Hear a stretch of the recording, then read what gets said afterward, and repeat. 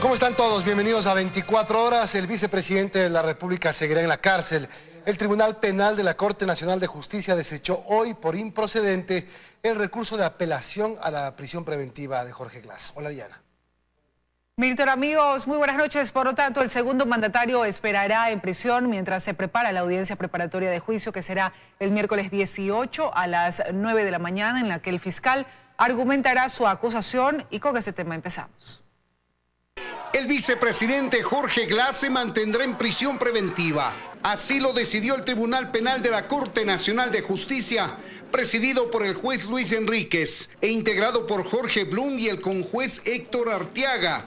La Corte ha aceptado los argumentos de Fiscalía y ha mantenido la prisión preventiva para que se lleve además a cabo y continúe el decurso del proceso. La audiencia de apelación duró 2 horas, en las cuales el abogado del vicepresidente Jorge Glass argumentó las razones que le llevaron a solicitar la revocatoria de la prisión preventiva dictada el pasado 2 de octubre, pero los argumentos del fiscal general fueron acogidos por los jueces nacionales. El Tribunal de Alzada no hizo una motivación en derecho, más parecía una proclama de orden político que una exigencia de justicia.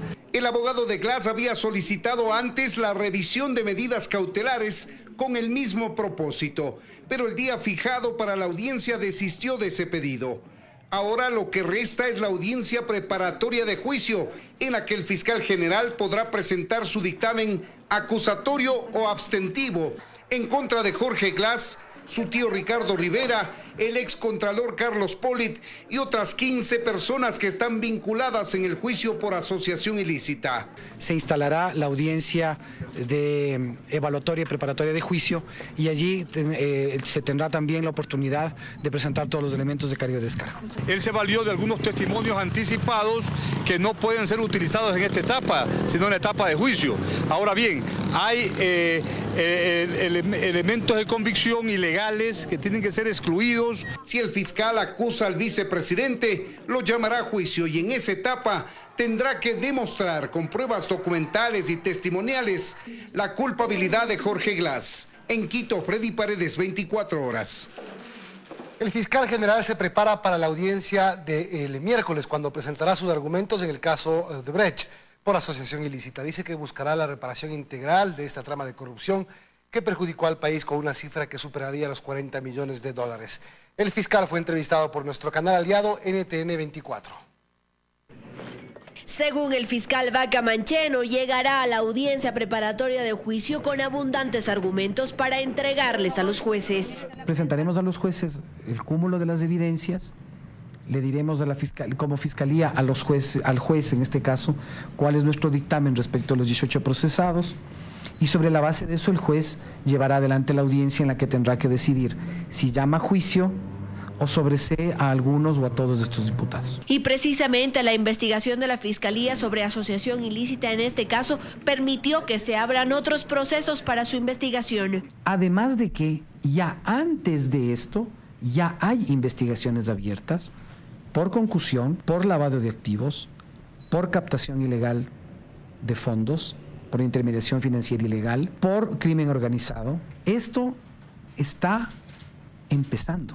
Vaca Mancheno sostiene que son más de 40 millones de dólares en sobornos y que lo que buscará, además de la sanción penal, es una reparación integral. Hacer que esos recursos sean efectivamente devueltos al país. Reitera que la Fiscalía no es un actor político y que cumple con sus funciones. Yo estoy solo. Yo no voy a convertir a esta institución ni en la institución que persigue personas, ni en la institución que deja impune personas. El expresidente dijo, si cambian al fiscal y ponen a un enemigo mío, Correa va a la cárcel. ¿Usted es amigo del presidente Correa? Mire, Andrea. Eso lo dijo el presidente Correa, lo reconoce textualmente. Mire, Andrea. Yo voy a ser absolutamente claro nuevamente respecto a este tema.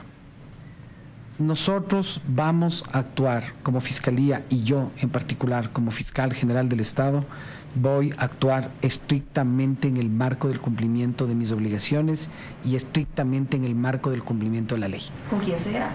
Con quien sea. Los hechos lo dicen por sí solos. Dice que sí ha recibido presiones. Hay presiones de todos los tipos. Están incluidos absolutamente todos. Y claro, en esa lógica, ¿qué se hace con la presión? Marcar una distancia. Mientras tanto, sigue con su preparación para este lunes, pues el caso tiene 46.000 fojas con importante información. En Quito, Andrea Samaniego, 24 horas. La Comisión Nacional Anticorrupción plantea un juicio popular contra el vicepresidente de la República, Jorge Glass. Sus miembros aseguran que es necesario este ejercicio como crítica a la actuación de la justicia. El vicepresidente no únicamente tiene citas pendientes frente a los tribunales, ahora también frente a ciudadanos. Someter a Jorge Glass a un juicio popular es lo que se plantea desde la Comisión Nacional Anticorrupción. Creemos que la ciudadanía tiene que estar enterada del nivel de corrupción y de perjuicio que se le ha generado al Estado. De precedente, de antecedente, de que las organizaciones, los movimientos sociales, no estamos conformes cómo se está ventilando el caso. Es que aseguran que a la Fiscalía no solo se le está olvidando otros delitos, por los que según ellos debe ser procesado también el vicepresidente, sino además otros casos donde se lo menciona. Retomar la responsabilidad de Jorge Glass en lo de la refinería de Esmeraldas, sobre el laudo de Caminosca, el tema de la participación de Jorge Glass en Refinería del Pacífico. Está también todo el caso de la intermediación petrolera con China. El juicio popular, que saben es simbólico, se realizará el 26 de octubre. Habrá un tribunal, abogados acusadores, e incluso el vicepresidente de la República tendrá un abogado defensor, explican. Porque nosotros sí creemos en el debido proceso. Va a haber un jurado compuesto por 10 personas reconocidas, asimismo también que van a venir de varias partes del país. Dayana Monroy, 24 horas. 59 personas entre empleados de Odebrecht y funcionarios son señaladas por la Contraloría General. La entidad envió a la Fiscalía 10 informes con indicios de responsabilidad penal por irregularidades detectadas en contratos de Odebrecht con el Estado.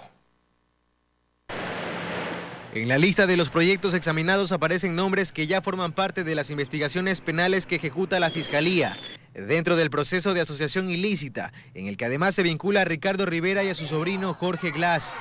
En la central hidroeléctrica Manduriacu, cuyo costo inicial era de 121 millones, pero terminó costando 227 millones. La Contraloría ha detectado incrementos en las cantidades de la obra y creación de rubros no contemplados inicialmente.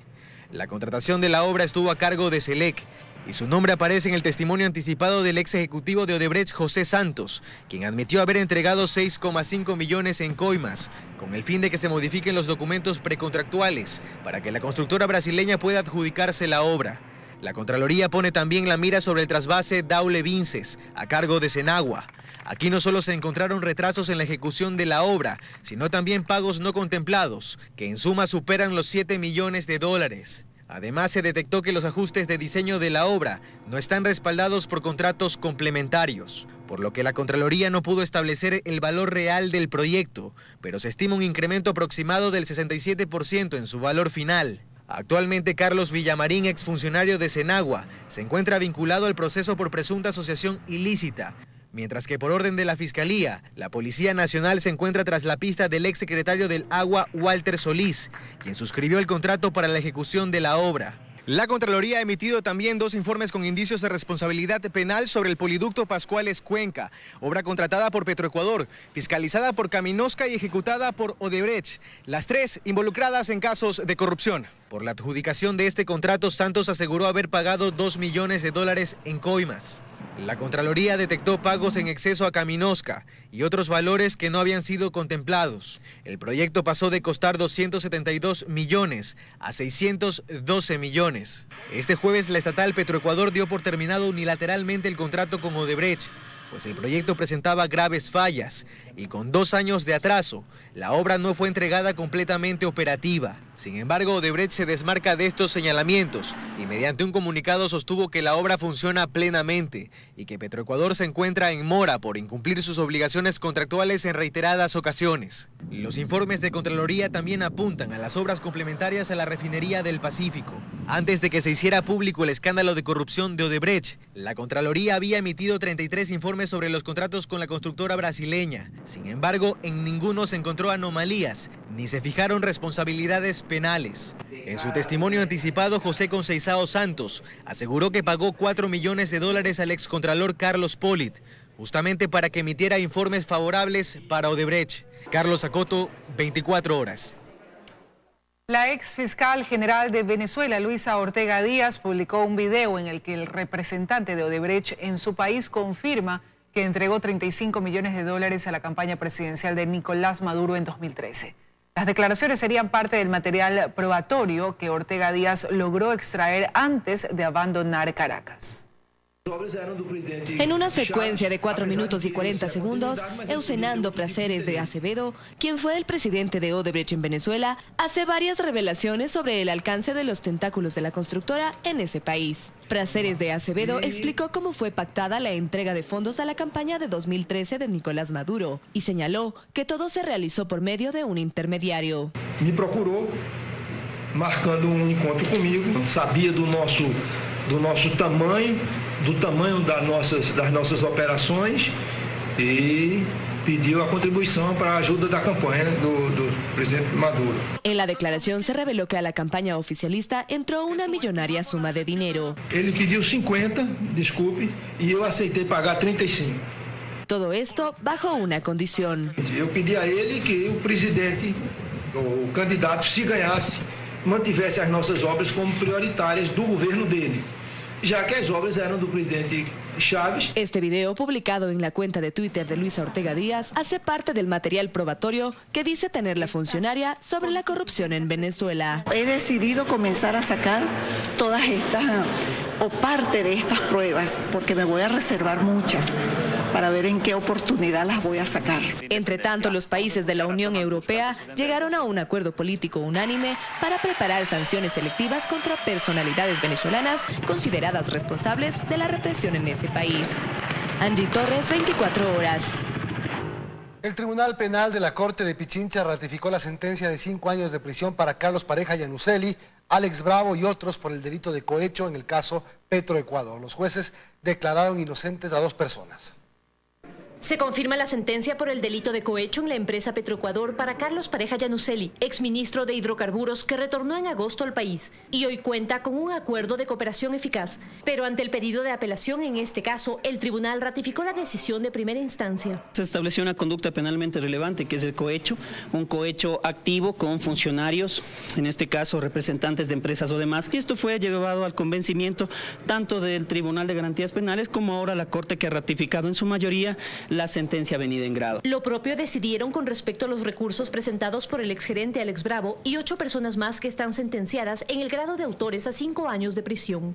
También los jueces negaron 7 pedidos de nulidad y recursos de la Fiscalía y de la acusación particular, es decir, Petroecuador y la Secretaría Jurídica de la Presidencia, para que se condene a 2 contratistas para quienes en febrero el segundo Tribunal Penal de Pichincha ratificó el estado de inocencia. Y respecto a la madre y el padrastro del exgerente de Petroecuador, Alex Bravo, revocaron la sentencia. Así celebraron que se los haya declarado inocentes luego de que en el primer nivel fueron condenados como cómplices del delito de cohecho. Nosotros demostramos fehacientemente de que no hubo transferencias, no hubo movimiento, no hubo conocimiento de la creación de las empresas. Esta decisión la tomaron con el voto salvado del juez Carlos Figueroa, como resalta el fiscal de la causa, que dice que por esto posteriormente decidirán si acuden o no a casación. Hay un voto salvado donde se establece que hubo un cierto grado de participación dentro de la complicidad de los 2 ciudadanos. No compartimos ese voto salvado porque hay elucubraciones que no son la verdad. Como cómplice se ratifica la sentencia para 4 condenados a 2 años 6 meses de prisión. Los sentenciados además deben hacer una reparación integral por $25 millones. Carlos Pareja Yanuseli enfrenta indagaciones y procesos judiciales por lavado de activos, peculado y enriquecimiento ilícito. En Quito, María Gracia Costa, 24 horas. La jueza Magali Soledispa cambió la orden de prisión preventiva por el uso del grillete electrónico al activista Fernando Villavicencio, acusado de supuestamente revelar información reservada durante el gobierno de Correa. La magistrada fijó para el próximo miércoles el cumplimiento de su resolución. La defensa de Villavicencio anunció que conversará con su cliente para tomar una decisión. Otros 2 profesores fueron detenidos por el presunto delito de abuso sexual a estudiantes de un colegio réplica de Guayaquil, el Colegio Aguirre Abad.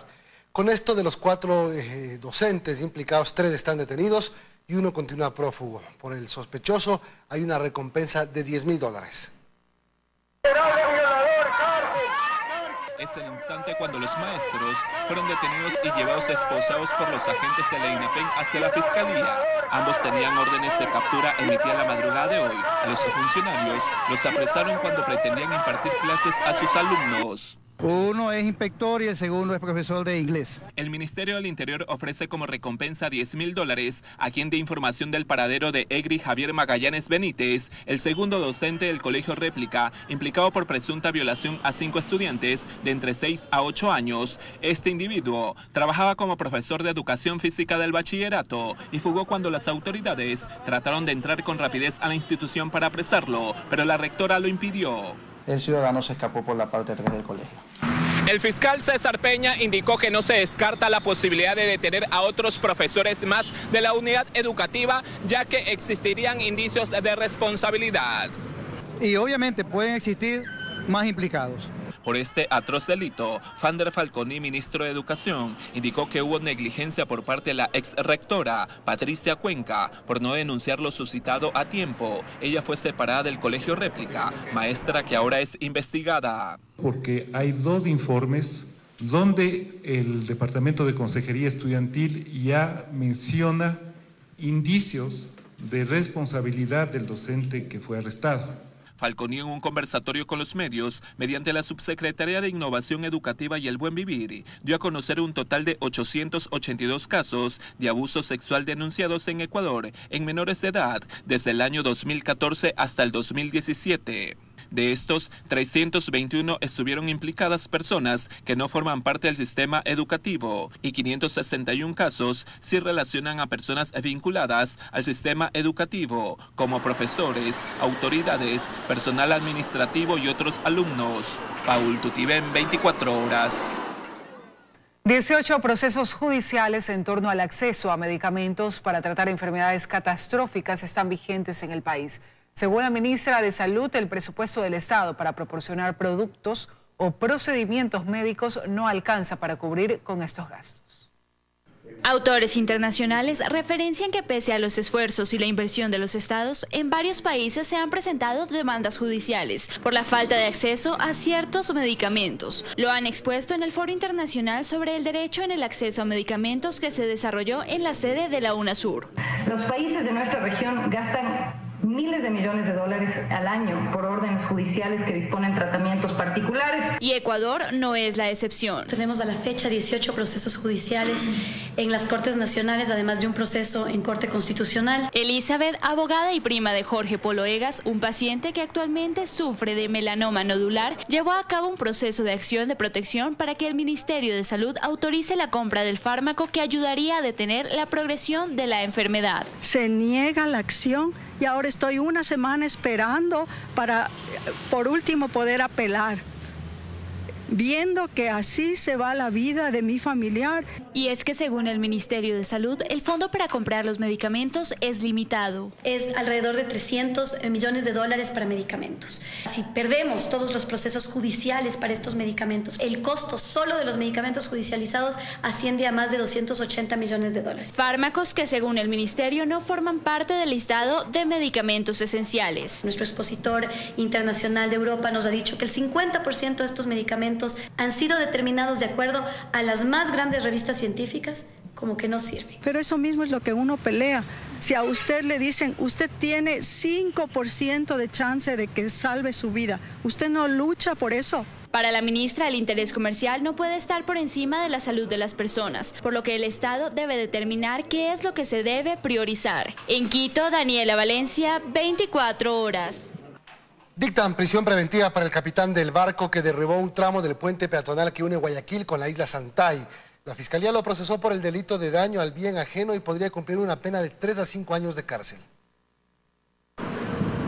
Así amaneció hoy esta obra emblemática, cerrada, con cintas que advierten peligro, sin turistas, solo con algunos curiosos que todavía comentan y toman fotos a lo que queda del puente a la isla Santay luego de que la tarde de este jueves la embarcación pesquera Patricia chocara con su primer tramo peatonal haciéndolo colapsar. Pero ¿qué fue lo que pasó? Es lo que investiga la Marina a partir de hoy. Aperturar una información sumaria y determinar cuál fue el problema técnico marítimo que generó este accidente. En máximo 20 días estará listo un informe, en tanto que al mediodía de hoy se realizó ya la audiencia de formulación de cargos al interior del Patricia, que permanece anclado en un muelle privado del barrio Cuba, sur de la ciudad, por el delito de daño al bien ajeno, cuya pena privativa de libertad, según el COI, podría ser de 1 año, informó el fiscal. Dentro de este hoy ya proceso penal solicitó la prisión preventiva del capitán hoy procesado, así como también se solicitó la incautación de la nave. Pero en un artículo publicado en el Informativo Marítimo Portuario con fecha octubre 2013, la Dirección Nacional de los Espacios Acuáticos ya advertía sobre el alto riesgo que esta infraestructura iba a representar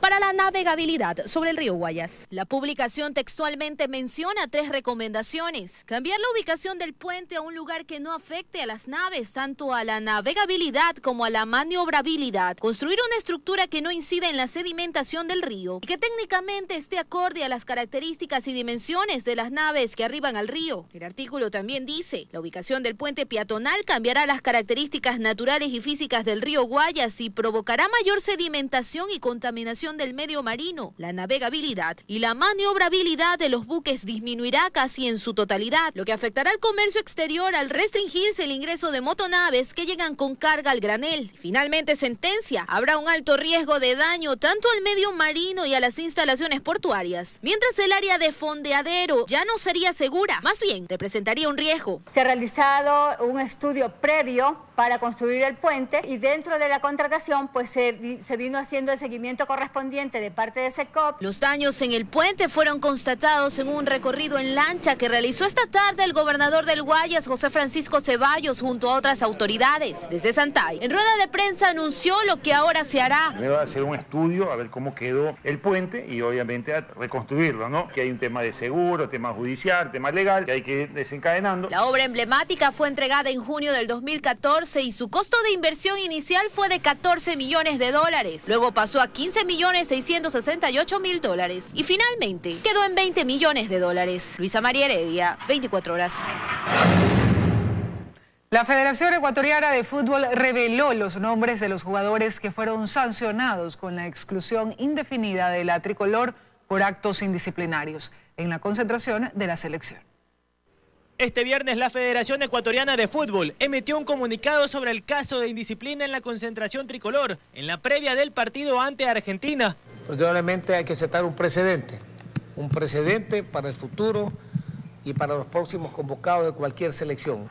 En el comunicado se detalla que Ener Valencia, Joao Plata, Gabriel Cortés, Robert Arboleda y John Cifuente abandonaron la casa de la selección sin autorización a las 0 horas del sábado y que retornaron a las 2:43 de la mañana. Han sido separados de cualquier convocatoria a selección nacional indefinidamente. Y la decisión está tomada y eso es inamovible. Además, la FEF informó que Jefferson Orejuela tuvo un retraso en su llegada a la concentración producto del tráfico y que siempre estuvo en contacto con el coordinador de la selección, por lo que su atraso fue debidamente justificado. Quiero recordar que en esa nómina de los que se escaparon no estoy yo. Y así las cosas en la selección ecuatoriana de fútbol. Hugo Quintana, 24 horas. Más noticias. Ecuador tendrá un nuevo acceso al mercado de la Unión Europea con un potencial de 500 millones de clientes. Así lo anunció la vicepresidenta del gobierno de España, Soraya Sáenz de Santa María, como parte de los beneficios del acuerdo con la Comunidad Europea. Marcelo Moncayo, de nuestro canal aliado NTN 24, nos informa desde Madrid.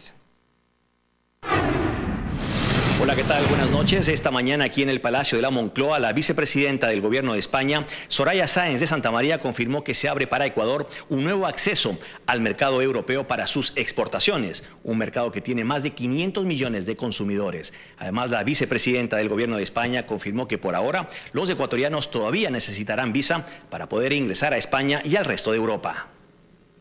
En el plano político, este acuerdo representa un instrumento de gran importancia para el acercamiento entre la Unión Europea y Ecuador y, por tanto, constituye un elemento altamente positivo en el marco de la estrategia, siempre apoyada por España, de estrechar los vínculos entre Iberoamérica y la Unión Europea. En definitiva, Ecuador se beneficiará de un nuevo acceso al mercado de la Unión, de 500 millones de consumidores, y la Unión tendrá mayor transparencia y seguridad tanto para sus exportaciones como para sus inversiones. Yo creo que el refuerzo de esa relación viene la confianza, y desde esa confianza se puede dar los siguientes pasos que, como bien recuerda usted, pues el presidente Rajoy comprometió, y es persona que suele cumplir sus compromisos. No depende solo de nuestra voluntad, pero trabajaremos pues de la misma forma que lo hicimos con el caso de los visados para los ciudadanos colombianos y peruanos. Es importante recordar que es precisamente el presidente del Gobierno de España, Mariano Rajoy, quien está abogando al interior de la Unión Europea la eliminación del requisito de la visa para los ecuatorianos. Este es un informe de Marcelo Moncayo de NTN 24 para nuestra cadena aliada en Ecuador, Teleamazonas. Gracias a Marcelo. Y Ecuador requiere seguir endeudándose en más de 3.000 millones de dólares para sustentar los gastos de este año. Así lo calculan algunos analistas tras revisar el monto que dejarán las medidas económicas del gobierno. Ya con las cifras dadas se pueden sacar mejor las cuentas.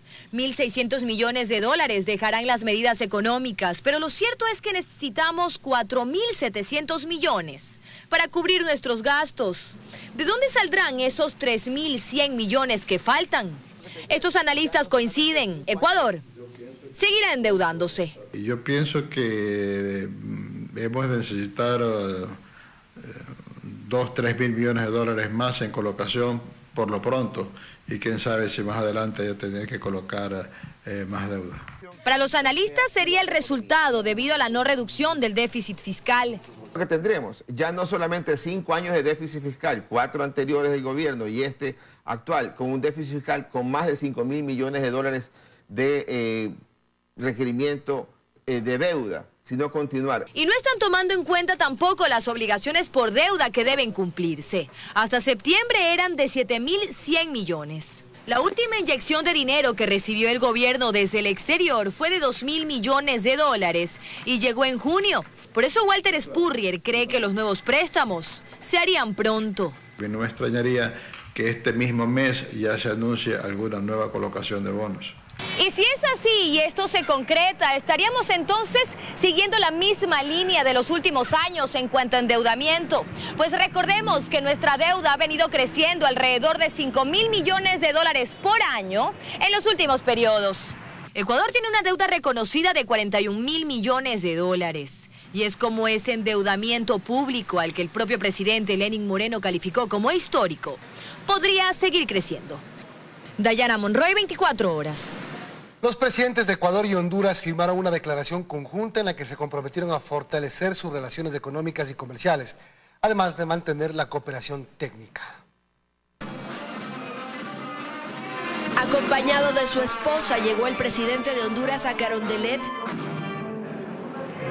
Es la primera visita presidencial que recibe Lenín Moreno como jefe de Estado ecuatoriano. Los mandatarios tuvieron una reunión privada y luego firmaron una declaración conjunta donde se congratulan por la excelente relación bilateral y acordaron el fortalecimiento de las relaciones comerciales y económicas, para lo cual se comprometieron a culminar a la brevedad el acuerdo de alcance parcial de complementación económica entre Ecuador y Honduras. Se ha fijado hoy una fecha muy clara para poder llevar a cabo estas últimas reuniones y nos vamos con ese compromiso. Para Honduras y el Ecuador es un paso fundamental. Entre los dos países habrá una cooperación técnica y el intercambio de experiencias para fortalecer el plan Toda una Vida a través de programas emblemáticos de Honduras. Nos permiten también ofrecerles en esta ocasión nuestras humildes experiencias, entre otros temas como el de programas exitosos como Con Chamba Vivir Mejor, el Honduras Activa, de los cuales nos estamos nutriendo extraordinariamente. El presidente Moreno además habló de un compromiso con la Universidad Zamorano de Honduras y la CENESID. Para nosotros poder aplicar varias de esas extraordinarias experiencias en el desarrollo de nuestras universidades técnicas que estamos a punto de empezar a convertirlas en una feliz realidad. Además, en esta visita oficial, las esposas de los mandatarios tuvieron una reunión privada para tocar temas de cooperación y fomento de derechos de personas con discapacidad y temas de género. En Quito, Andrea Samaniego, 24 horas. Se desarrolló en Cuenca la Asamblea Territorial Preparatoria para la Movilización Nacional de Gobiernos Provinciales, que se desarrollará en Quito el próximo martes. Varios prefectos del sur del país estuvieron presentes, al igual que el presidente del Consorcio de Consejos Provinciales y prefecto de Pichincha, Gustavo Baroja. Los prefectos del sur rechazan la propuesta de reforma al Código de la Democracia, que plantea que los prefectos sean elegidos únicamente por las zonas rurales. Vemos con absoluta preocupación, con molestia, el hecho que esta propuesta de Conajupare haya pasado por el CAL sin un análisis profundo. Esta propuesta, además, que no ha sido consensuada con las juntas parroquiales a nivel nacional. Y preguntamos qué pasa con los 40 cantones del país que no tienen parroquias rurales. ¿Y qué pasa si alguien propone que los alcaldes sean electos solamente por el sector urbano? Día martes tenemos una movilización. Empezará a las 9 de la mañana en el Parque del Arbolito. El día de hoy nos reunimos los prefectos y viceprefectos del sur para resolver efectivamente nuestra postura y desarrollar una propuesta que será entregada al presidente de la República el día martes. Un juez concede una medida cautelar contra el proyecto Quito Cables de esta mañana en la Casa de la Justicia ubicada en el sector de Carcelén, en el norte de Quito. El magistrado falló a favor de la solicitud presentada por los moradores de los barrios del noroccidente. Para el representante de San José del Condado, la decisión se da por la falta de sociabilización del proyecto por parte del municipio. Presentó un recurso de amparo en el cual se manifestaba la falta de participación de la urbanización El Condado. Hemos sido partícipes de ese recurso, yo me presenté como testigo ante el juez ha escuchado nuestras razones, se ha tomado el tiempo necesario para analizarlo y dar por concluido de que la sociedad, de que la gente del pueblo tiene razón, que este proyecto Quito Cables ofende a todo el noroccidente, que es un proyecto que jamás se ha socializado, que nunca ha contado con la participación de los afectados. Leonardo DiCaprio, el famoso actor ganador de un Oscar, nos presenta este sábado en Ecos un increíble documental. Un viaje por el mundo reflexionando sobre el cambio climático, mostrando la frágil realidad del mundo y el futuro de la raza humana. La temperatura del planeta se encuentra en pleno aumento año tras año. Los océanos se calientan, los glaciares se derriten, sube el nivel del mar y se producen fenómenos climáticos como tifones, huracanes y tormentas tropicales. En Ecos presentaremos este espectacular documental que usted no puede perderse antes de que sea tarde. Este sábado a las 21:30.